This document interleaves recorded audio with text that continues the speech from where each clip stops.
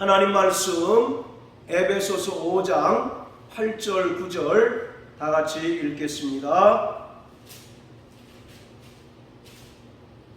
자, 같이 읽습니다. 시작. 너희가 전에는 어두움이더니 이제는 주 안에서 빛이라. 빛의 자녀들처럼 행하라. 빛의 열매는 모든 착함과 의로움과 진실함에 있느니라. 아멘. 요한복음 8장 12절 말씀을 통해서 예수님께서는 나는 세상의 빛이라. 나를 따르는 자는 어둠에 다니지 아니하고 생명의 빛을 얻으리라 라고 말씀하셨습니다. 이처럼 예수 그리스도께서는 세상의 빛으로서 이 땅에 오셔서 죄로 가득하고 죄로 어둡고 캄캄한 이 세상을 생명의 빛으로 비추어 주심으로써 죄인들이 비로소 하나님을 보게 되었고 또 하나님을 알게 되었고 하나님의 생명을 얻게 됨으로써 빛의 자녀가 되었습니다. 그렇기 때문에 빛의 자녀가 된 구원받은 성도들은 어둠의 일을 벗어버리고 빛의 자녀로서 이 세상을 향하여 생명의 빛, 의의 빛, 하나님의 영광의 빛을 비추는 역할을 해야 합니다.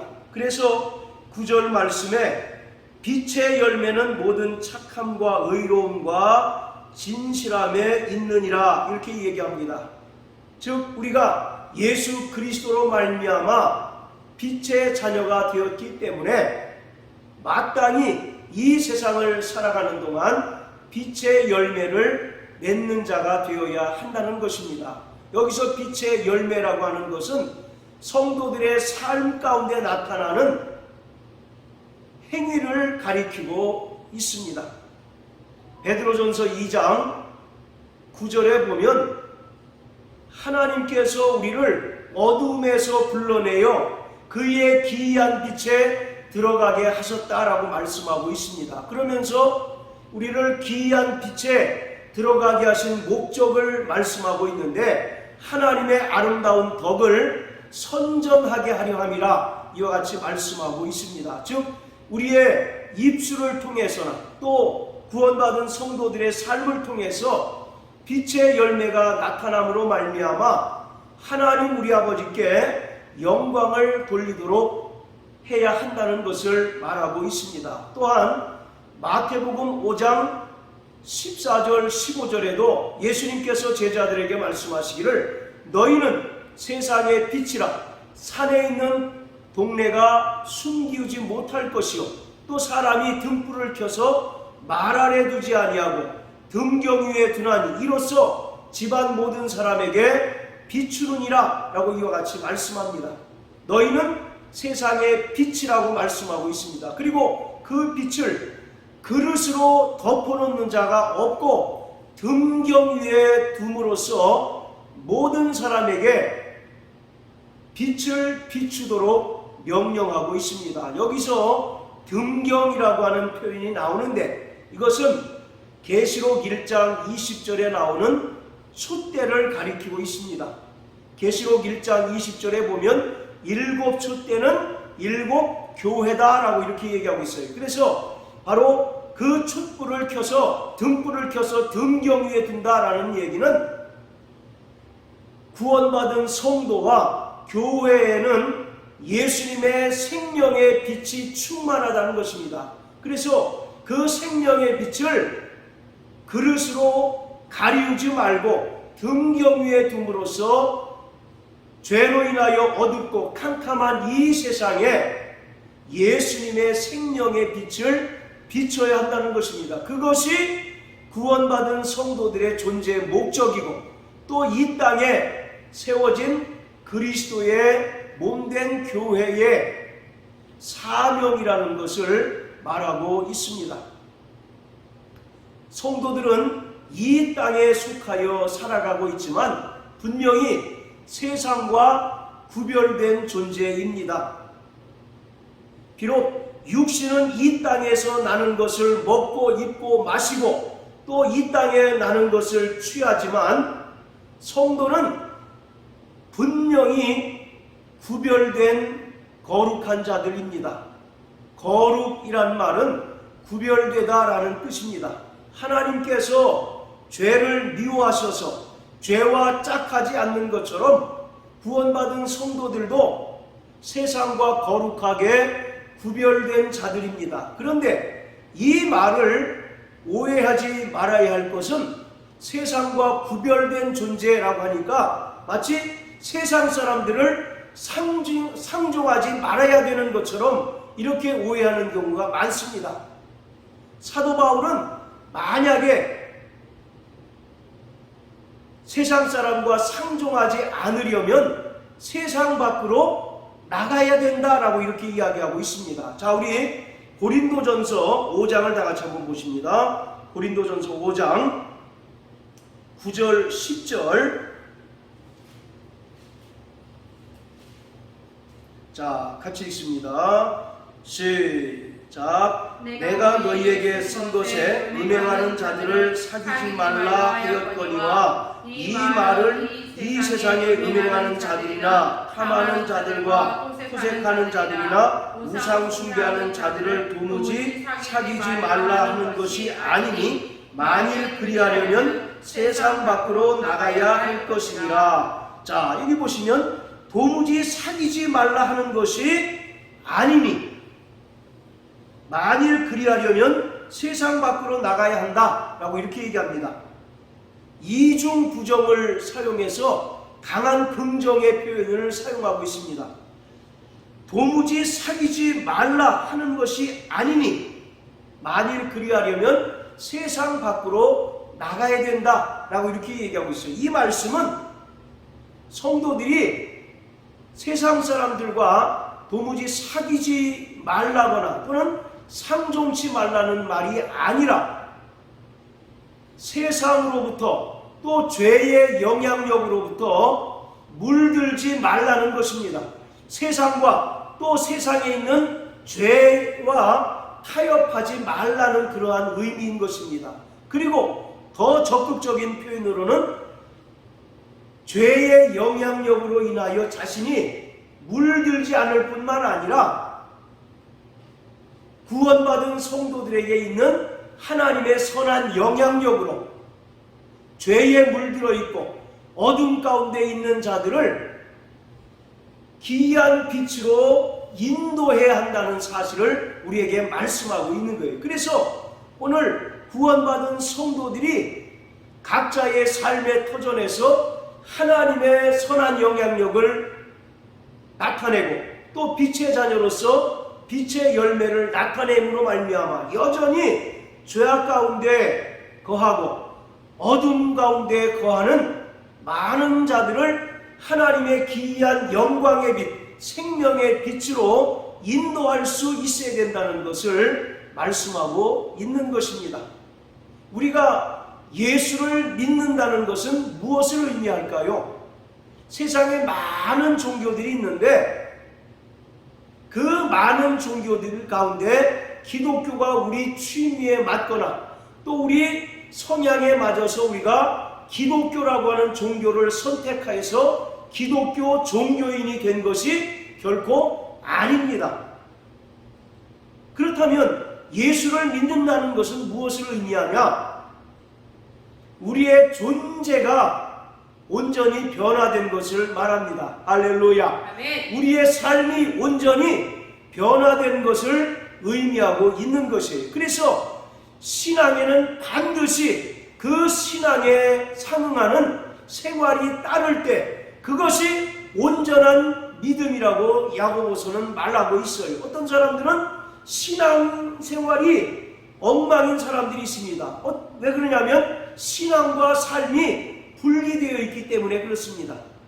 교회 안에서는 마치 천사와 같이 정말 아름다운 모습을 띠고 있지만 교회 밖을 나가면 언제 그랬냐는 듯이 그 삶이 정반대의 삶을 살기 때문에 신앙과 생활이 괴리가 되고 또 일치가 되지 아니함으로 인하여 오히려 세상 사람들에게 덕이 안 되고 또 은혜를 끼치지 못하는 그런 경우들이 대단히 많다라는 거예요. 그래서 예수를 믿는다는 것은 한마디로 이야기하면 우리의 존재가 변화된 것입니다. 할렐루야. 아멘. 우리의 삶이 변화된 것을 말하고 있는 것입니다.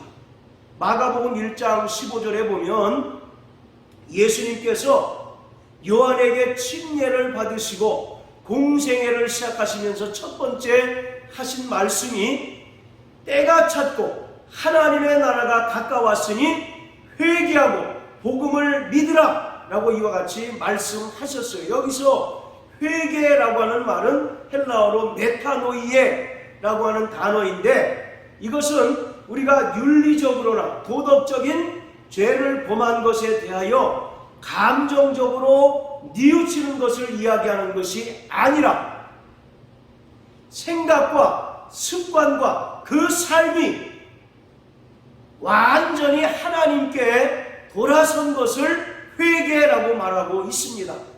우리는 예수 믿기 전에는 철저히 자기중심적인 삶을 살았습니다. 그리고 예수를 믿기 전에는 철저하게 세상의 가치관에 함몰되어서 세상의 가치관을 따라서 살았던 자들이에요. 그런데 우리에게 복음을 전해준 자들의 그 음성을 듣고 또 그 말씀을 통하여 믿음을 얻고 회개하고 구원을 얻은 다음에 우리의 삶은 철저하게 하나님 중심의 삶으로 바뀌었습니다. 그리고 세상적인 가치관을 따라 살아가던 자들이 이제는 하나님 나라의 가치관을 따라 살아가게 됐습니다. 세상적인 가치관은 높은 자가 섬김을 받는 것이 세상적인 가치입니다. 그러나 예수님은 뭐라고 말씀하십니까? 천국에서 어떤 자가 가장 큰가를 제자들이 물었을 때 섬기는 자가 가장 크다라고 이와 같이 말씀하고 있어요. 이와 같이 세상적인 가치관과 하나님 나라의 가치관은 정반대입니다. 세상에는 썩어질 것을 얻기 위하여 오늘도 수고하고 땀 흘리지만 성경은 썩어질 것을 위하여 살지 말고 썩지 아니할 영원한 것을 위하여 살라고 말씀하고 있어요. 오늘 이와 같이 우리는 예수를 믿기 이전과 이후의 삶이 분명히 달라져야 합니다. 그래야 많은 사람들이 저 사람이 구원받은 하나님의 자녀라고 하는 사실을 확인할 수 있고 또 그를 통해서 하나님의 살아계심을 확인할 수 있는 것입니다. 오늘 이와 같이 우리는 새로운 피조물이 되었습니다. 고린도후서 5장 17절에 보면 그런즉 이전 것은 지나갔으니 보라 새 것이 되었다라고 사도 바울은 말씀하고 있어요. 이처럼 우리가 예수를 믿는다는 것, 또 예수를 믿음으로 말미암아 우리는 새로운 존재로 변화된 자들입니다. 할렐루야. 아멘. 자, 오늘 성경 본문에는 8절 우리 한번 다 같이 한번 읽어보십니다. 시작. 너희가 전에는 어두움이더니 이제는 주 안에서 빛이라. 빛의 자녀들처럼 행하라. 아멘. 네. 자, 이와 같이 우리가 전에는 어둠에 속했다라고 이렇게 얘기합니다. 어둠이라고 하는 것은 바로 죄와 죄로 인하여 캄캄한 이 세상을 가리키고 있습니다. 우리는 예수를 믿기 이전에는 공중권세 잡은 자를 따라서 세상 풍속을 쫓는 자들이었습니다. 그러나 이제는 즉 예수 그리스도를 믿고 난 이전에는 이후에는 주 안에서 빛이 되었고 빛의 자녀들이 되었다라고 이렇게 얘기하고 있어요. 그럼으로써 마땅히 빛의 열매를 맺어야 된다라고 이와 같이 9절에서 말씀하고 있습니다. 자, 그런데 빛의 열매는 무엇이냐? 모든 착함과 의로움과 진실함에 있다라고 사도 바울은 말하고 있습니다. 여기서 빛의 열매라고 하는 것은 반드시 구원받은 성도들에게 나타나야 되는 믿음의 행위를 가리키고 있습니다. 다른 번역 성경에 보면 빛의 열매라고 설명하고 있지 않고 성령의 열매 이렇게 이야기하고 있습니다. 갈라디아서 5장에 보면 9가지의 성령의 열매를 설명하고 있는 것처럼 오늘 우리가 정말 예수 그리스도로 말미암아 구원받은 하나님의 자녀가 되었고 빛의 자녀가 되었으면 마땅히 우리의 삶을 통해서 빛의 열매가 맺어져야 합니다. 우리가 유실수를 심을 때에는 반드시 그 나무에서 열매를 기대하고 심습니다. 오래 심었다 할지라도 열매를 맺지 않게 되면 그 주인은 그 나무를 뽑아서 불에 던지게 됩니다. 마찬가지로 오늘 우리가 빛의 자녀가 되었으면 마땅히 우리에게서 빛의 열매를 맺어야 합니다. 그럴 때 하나님께서는 기뻐하십니다. 요한복음 15장에도 보면 너희가 과실을 많이 맺으면 하나님께서 기뻐하신다라고 이와 같이 말씀하고 있어요. 자, 그렇다면 구원받은 성도들, 즉 빛의 자녀들이 맺어야 하는 빛의 열매들은 과연 어떤 것이 있을까? 그 첫 번째는 모든 착함입니다. 여기서 모든 착함이라고 하는 것은 나 혼자만 악하지 않으면 그만이라고 하는 소극적인 개념이 아니라 적극적인 개념으로서 이웃사랑을 실천하는 것을 말하고 있습니다. 마태복음 22장 36절에서 40절까지를 보면 바로 예수님께 율법사가 찾아와서 예수님, 율법 중에 어떤 계명이 가장 큽니까? 라고 이와 같이 예수님께 물었을 때 예수님께서 뭐라고 말씀하시냐면 그 첫째는 마음을 다하고 뜻을 다하고 성품을 다하여 주 너희 하나님을 사랑하라. 그리고 두 번째는 내 이웃을 내 몸과 같이 사랑하라. 이것이 온 율법과 선지자의 강령이다라고 이와 같이 말씀하고 있습니다. 이처럼 하나님을 마음을 다하고 뜻을 다하고 성품을 다하고 목숨을 다하여 하나님을 사랑하면 마땅히 그 사랑이 수평적으로 이웃을 향해서도 그 사랑이 나타나야 온전히 빛의 자녀라고 말하고 있어요. 예수님께서 뭐라고 말씀하십니까? 너희는 너희에게 새 계명을 주노니 너희가 서로 사랑하라. 너희가 서로 사랑함으로써 나의 제자가 된 줄 알겠노라. 이와 같이 말씀한 것처럼 우리는 단순히 나 혼자만 하나님 잘 섬기고 크게 악하지 않게 살면 그만이라고 하는 그런 소극적인 개념으로서의 착함을 버려야 합니다. 우리가 예수님으로 말미암아 구원받은 하나님의 자녀가 되었고 빛의 자녀가 되었다면 이제는 하나님을 사랑하는 그 사랑이 우리를 통해서 이웃에게 자연적으로 흘러나갈 수 있도록 해야 하는 것이 바로 빛의 자녀로서 마땅히 맺어야 할 빛의 열매인 것입니다. 또 누가복음 10장에 보면 10장 30절부터 37절까지 보면 선한 사마리아인의 비유가 나옵니다.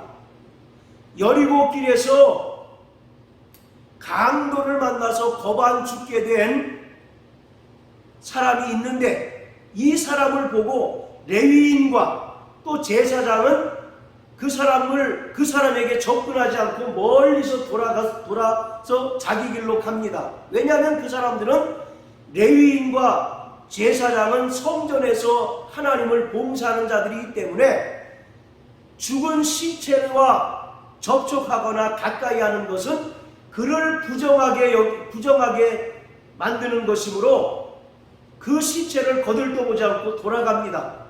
멀리서 돌아서 자기 길로 갑니다. 그러나 유대인에게 개 취급을 당하던 사마리아 사람은 그를 지극정성으로 돌봐줄 뿐만 아니라 그를 인근 여관에 데려다주고 열심히 간경을 해달라, 비용이 더 들면 내가 돌아와서 그 비용을 다 내겠노라 라고 이와 같이 맡기고 자기 길로 갑니다. 그때 예수님께서 이 세 사람 중에 누가 선한 이웃이냐라고 이와 같이 묻습니다. 오늘 이와 같이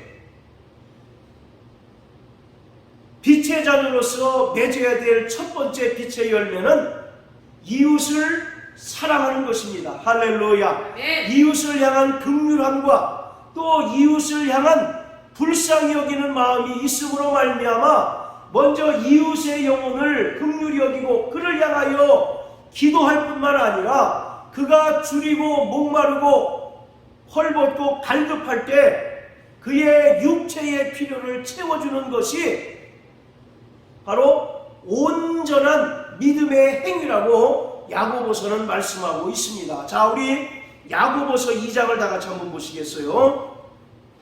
야고보서 2장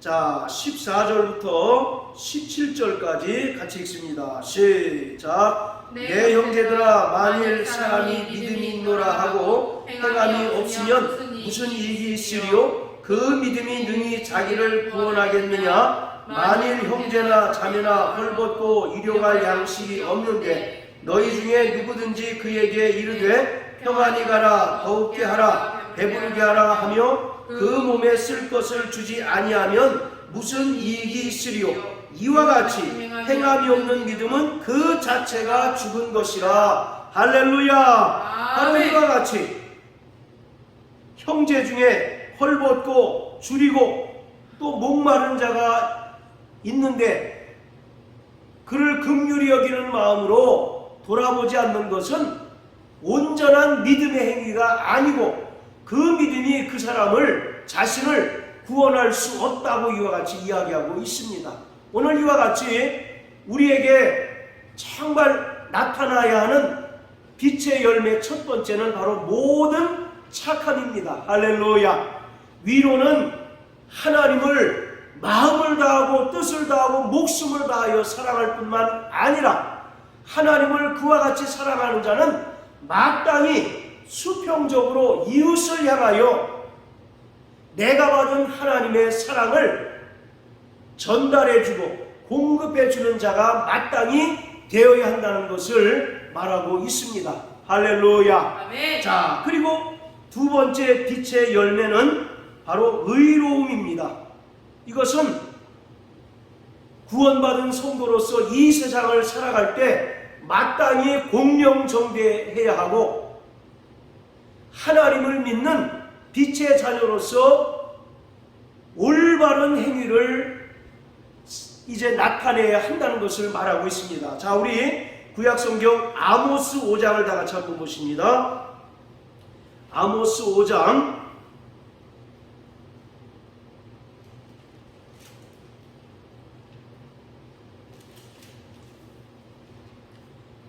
자 24절입니다. 시작. 오직 공법을 물같이 정의를 하수같이 흘릴지로다. 오늘 성도들의 존재 목적이 바로 이와 같다는 것입니다. 오직 공법을 물같이 정의를 하수같이 흘릴지어다. 오늘 우리를 통해서 하나님의 의가 드러나고 하나님의 공의와 하나님의 정의가 드러남으로 말미암아 왜곡되고 불의가 판치는 이 세상에 구원받은 성도들로 말미암아 의로운 생활이 의로운 세상이 되고 또 공명정대한 사회가 되게 만들어야 한다는 것을 말하고 있어요. 지금 아모스가 활약할 당시에는 이스라엘의 사회 정의가 무너졌습니다. 자, 우리 2장을 다 같이 한번 보세요. 아모스 2장. 자, 6절 7절입니다. 시작. 여호와께서 가라사대 이스라엘의 서너 가지 죄로 인하여 내가 그 벌을 돌이키지 아니하리니 이는 저희가 은을 받고 의인을 팔며 신한 편례를 받고 궁핍한 자를 팔며 가난한 자의 머리에 티끌을 탐내며 겸손한 자의 길을 굳게 하며 부자가 한 젊은 여인에게 다녀서 나의 거룩한 이름을 더럽히며. 바로 이 아모스 당시의 이스라엘은 하나님 대신에 우상을 숭배할 뿐만 아니라 이 땅에 인간들끼리 지켜야 하는 사회 질서나 사회 정의가 무너졌습니다. 그래서 율법에 규정한 대로 이웃을, 불쌍한 이웃을 긍휼히 여기고 또 헐벗고 가난한 자들을 도와줘야 하는 그 분명한 계명이 있음에도 불구하고 오히려 자기 동족인 유대인들을 돈으로 사고 파는 그런 이제 패역한 일을 저지르는 그러한 시대였습니다. 그래서 한마디로 사회 정의가 무너지고 불의가 판치는 그러한 시대가 되었다는 거예요. 그래서 아모스가 하나님께 말씀을 받아서 강력하게 선포한 것이 5장 24절의 말씀입니다. 오직 공법이 물같이 정의가 하수같이 흐를지어다. 그래서 다시 이스라엘이 하나님만 섬기는 하나님의 백성이 될 뿐만 아니라 사회 정의가 굳건하게 세워진 하나님의 백성이 되기를 강력하게 호소하고 선포하고 있는 것입니다. 오늘 하나님께서 구원받은 성도들을 이 세상에 살게 하신 것은 우리를 통해서 하나님의 정의가 강물같이 이 세상에 흘러 넘치도록 하기 위한 것입니다. 이 세상은 죄로 말미암아 불의한 세상이고 또 불평과 또 원망과 불의가 판치는 그러한 시대입니다. 따라서 그리스도인들이 가는 곳마다 하나님의 정의가 회복되고 하나님의 바로 공평함이 회복되어지는 그러한 세상, 그러한 일들이 회복되어져야 하는 것입니다. 그것이 오늘 성도들이 맺어야 할 빛의 열매 두 번째인 것입니다. 할렐루야. 아멘. 자, 그리고 세 번째 빛의 열매는 무엇이냐면 진실함입니다. 자, 따라하세요. 진실함. 진실함. 이 진실함이라고 하는 것은 헬라어로 알레세이아라고 하는데 이 알레세이아는 바로 진리를 뜻합니다. 즉 성도들이 맺어야 할 빛의 열매 세 번째는 바로 진리인 것입니다. 진리는 철저히 거짓과 반대 개념입니다. 거짓은 마귀의 속성입니다. 요한복음 8장 44절에 보면 마귀는 거짓의 아비다 라고 이렇게 이야기하고 있어요. 오늘 이와 같이 마귀가 지배하는 이 세상은 거짓이 판치는 그러한 세상입니다. 그러나 빛의 자녀인 성도들이 가는 곳마다 진리로 말미암아 그 거짓이 드러나고 거짓이 폭로됨으로 말미암아 더 이상 거짓되고 왜곡이 판치는 그러한 세상, 그러한 사회가 아니라 바로 진리가 우뚝 서 있는 그런 나라가, 그런 세상이 되도록 우리를 이 세상에 세우시고 이 세상에 파송해 주셨습니다. 할렐루야. 아멘. 그렇기 때문에 바로 죄악 가운데 거하는 많은 자들이 거짓 가운데 속해서 바로 거짓 인생을 살아가고 있지만 바로 성도들로 말미암아 하나님의 진리가 선포되고 하나님의 진리가 증거됨으로 인하여 거짓에 물들어 거짓에 찌들어 사는 이 세상 사람들이 진리이신 예수 그리스도를 만나고 진리이신 예수 그리스도 안에서 바로 자유함을 누리게 하는 그러한 역할, 그러한 사명이 오늘 우리 성도들에게 부여되어 있다는 사실을 우리는 분명하게 깨달아야만 합니다. 할렐루야. 아멘. 자, 따라하세요. 나는 나는 빛의 자녀로서 빛의 자녀로서 마땅히 빛의 열매를 맺어야 한다. 빛의 열매를 맺어야 한다. 할렐루야. 아멘. 이것은 성령께서 우리를 주장하시고 인도하시고 감동하실 때 비로소 우리가 이러한 빛의 열매를 맺을 수 있습니다.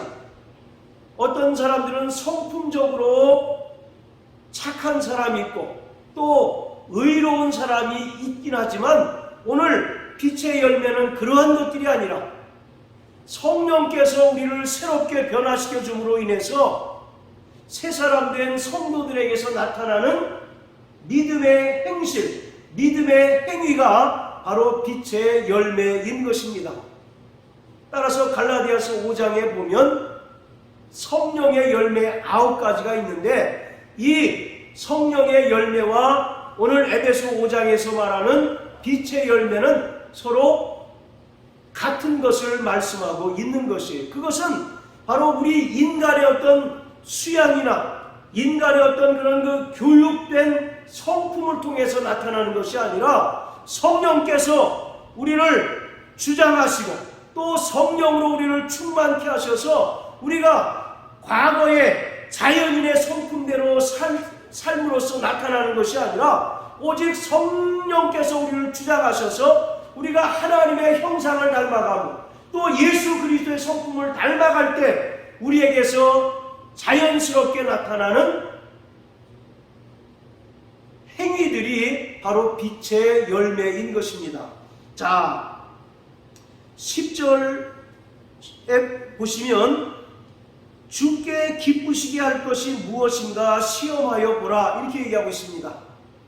주님께서 무엇을 기뻐하시느냐? 바로 빛의 열매를 기뻐하신다는 것입니다. 할렐루야. 아멘. 바로 우리에게서 빛의 열매가 나타나고 빛의 열매가 맺어질 때 우리를 구원하신 주님은 우리를 기뻐하시고 우리를 통해서 더욱더 많은 빛의 열매를 맺도록 우리에게 힘 주시고 또 용기 주시고 또 성령으로 충만케 하신다는 사실을 우리는 분명하게 깨달아야만 합니다. 할렐루야. 아멘. 그렇기 때문에 우리는 철저히 과거와 다른 새로운 삶을 살아내는 자가 되어야 하는 것입니다.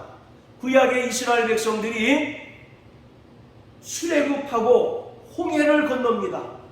그리고 그들이 무교병과 쓴나물을 먹습니다. 바로 무교병을 먹는다는 것은, 무교병이라고 하는 것은 누룩을 넣지 않은 떡으로서 새 생명을 말합니다. 옛 애굽에서의 노예 생활을 청산하고 하나님의 백성으로서 새로운 삶을 살게 되었다는 것을 상징적으로 설명하는 것이 바로 무교병이에요. 그리고 쓴나물을 먹는 것은 과거 애굽에서의 삶을 다시는 추억하지 말라는 것입니다. 할렐루야. 아멘. 우리는 주님의 명령에 순종하여 침례받은 자들입니다. 침례가 뭡니까? 옛사람을 벗어버리고 새사람을 입고 또 갈라디아서 3장 27절의 말씀과 같이 그리스도 예수로 옷 입은 것을 말씀하고 있어요. 그렇기 때문에 우리는 이제 과거와 다른 새로운 삶을 살아가야 하는데 새로운 삶은 날마다 예수님의 성품을 담는 것입니다. 할렐루야. 네. 그리고 날마다 빛의 자녀로서 마땅히 빛의 열매를 맺는